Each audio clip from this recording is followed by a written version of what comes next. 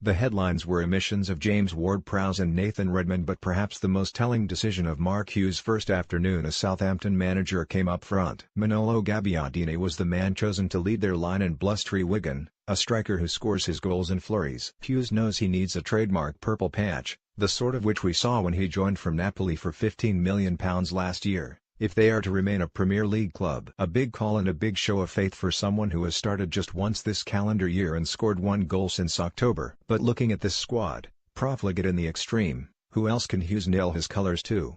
Gabbiadini has 4 goals this term, yet only Charlie Austin has found the net more. Austin has 6 goals and started 5 matches in another injury-ravaged campaign.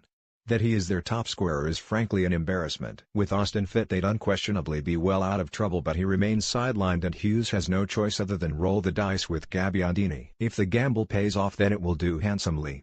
If it doesn't, then relegation looks an inevitability.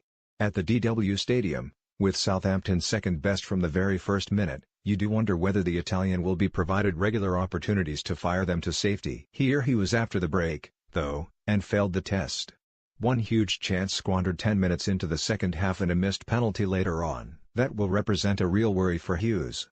He doesn't offer much other than goals, and therein lies the problem presented Hughes. He needs his strikers to do it all but lacks options. Those willing runners, the likes of Shane Long, do not score enough goals. The poacher, Gabbiadini, doesn't do enough outside the box. And even then, when Nathan Burns' terrible back pass set him free 10 yards out, he was thwarted by goalkeeper Christian Walton with the game goalless. Gabbiadini has always impressed me, Sportsmail's Martin Keown said on the BBC. He has really good movement. It's alarming that you come to Southampton but don't really score goals.